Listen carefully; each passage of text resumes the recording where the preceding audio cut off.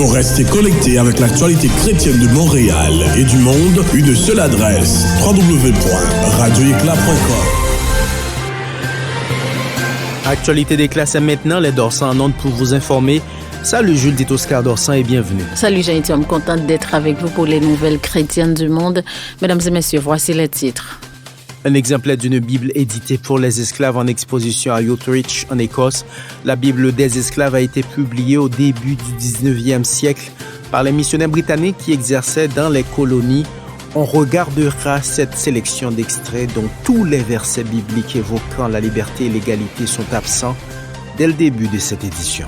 Une nouvelle tendance à multiplier les quêtes est constatée dans des églises catholiques dans certains pays africains. Au cours d'un culte, on peut avoir 3, 4, 5 quêtes. Il y a un problème, même si ça n'apparaît pas au grand jour. Les observations d'un sociologue des religions vous seront livrées tantôt. Les communautés évangéliques sont majoritaires en Amérique centrale. C'est ce que révèle une enquête. Les catholiques sont en chute à 32%. Gestion de la COVID-19, près d'un quart des pays ont eu recours à la force pour empêcher les rassemblements religieux. Une autre enquête de Pew Research Center soutient que les autres restrictions gouvernementales et les hostilités sociales liées à la religion sont restées relativement stables. Nous vous revenons tout de suite après la pause pour les détails. Vous êtes sur la Radio Éclat Internationale et ses stations partenaires pour les nouvelles chrétiennes. À tout de suite. Radio Éclat, pour la fraîcheur de votre âme. Radio Éclat, c'est la lumière du salut. Vous êtes sur Éclat. Nouvelles de première main. Radio Éclat, partout pour vous informer. Merci pour votre fidélité et bienvenue à cette nouvelle édition d'Actualité d'Éclat. Un journal coordonné par Nelson Joseph avec le support de toute l'équipe de la salle des nouvelles.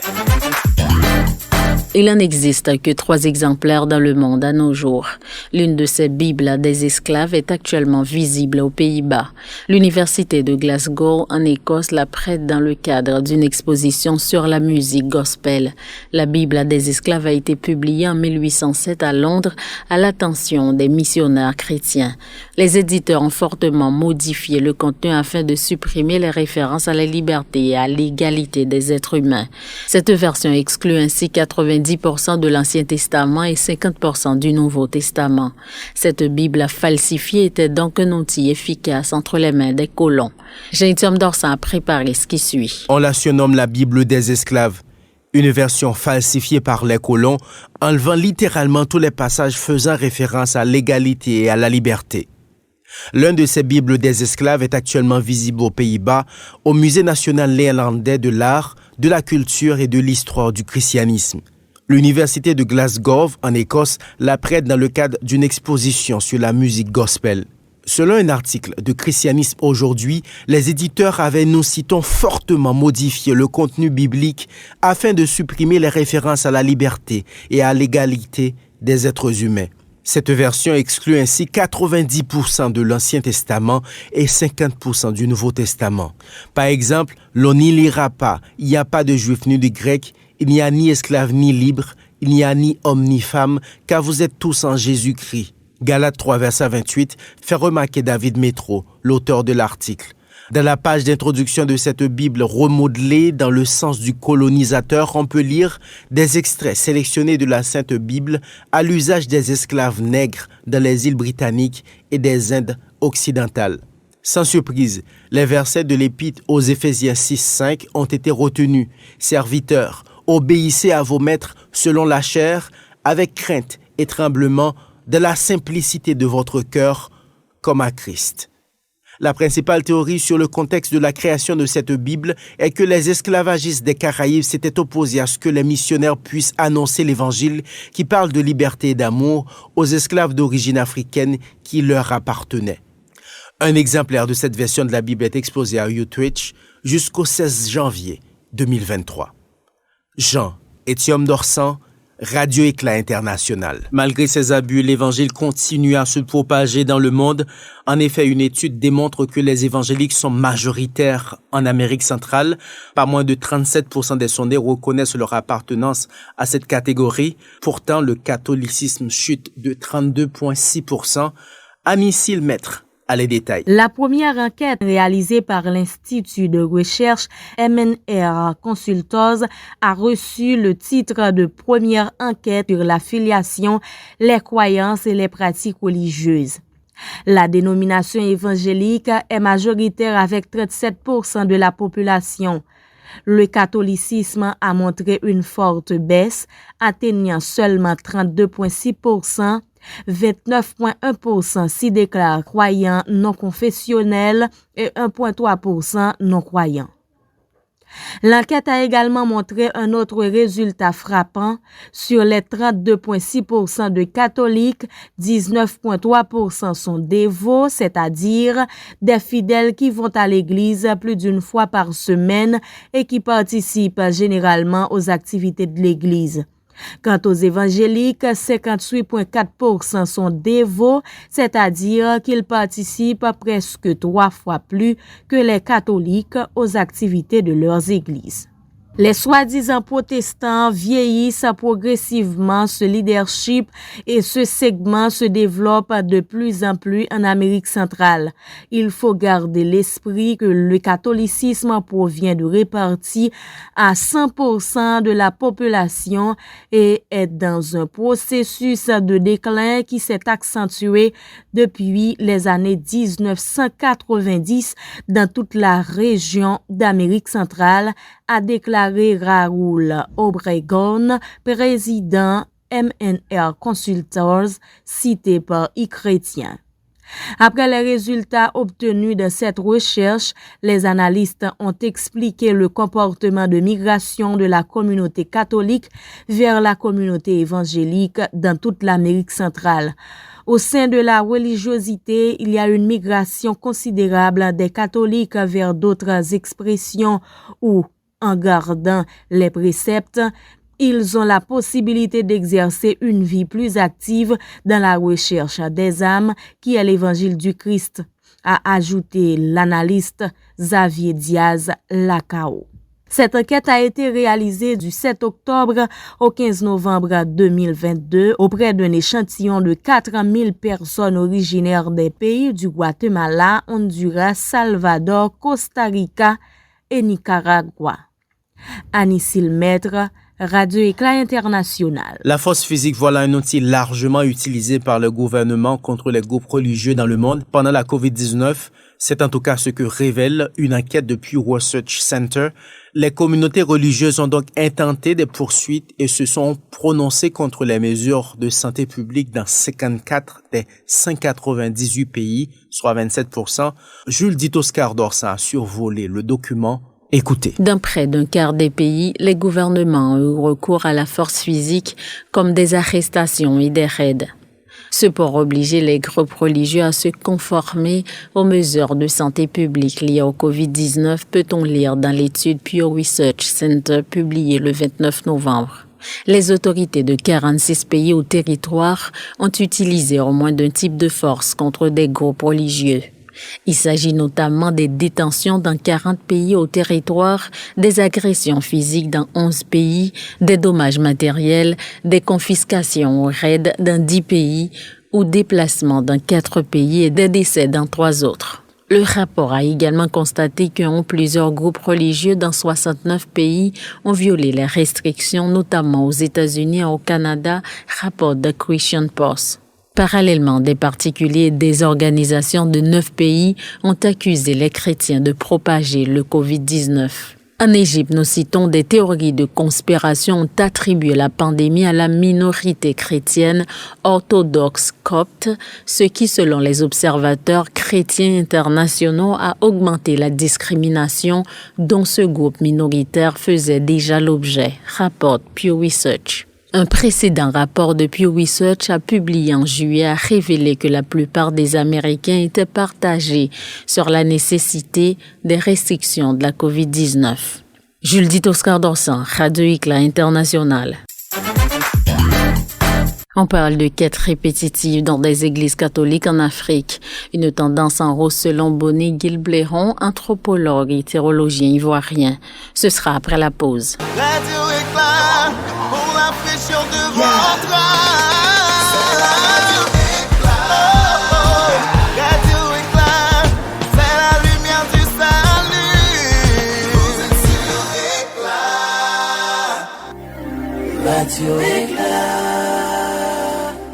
Radio Éclat. Pour éclairer le monde.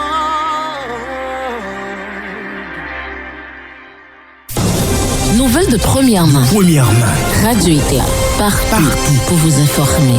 C'est la seconde partie du Radio Journal. Merci beaucoup pour votre fidélité et bienvenue. Comme annoncé, l'anthropologue et théologien ivoirien Bonny Guy Blairon fait état d'une tendance à l'augmentation des quêtes dans des églises catholiques en Afrique. Si le phénomène n'apparaît pas à première vue, M. Guy Blairon croit que la pratique prend de l'ampleur comme dans des églises protestantes. Il était en entrevue avec Jean-Luc Mouton de Regard Protestant. Il faut dire que dans la pratique aujourd'hui, la plupart des chrétiens catholiques se plaignent aussi de la multiplicité des quêtes dans des églises.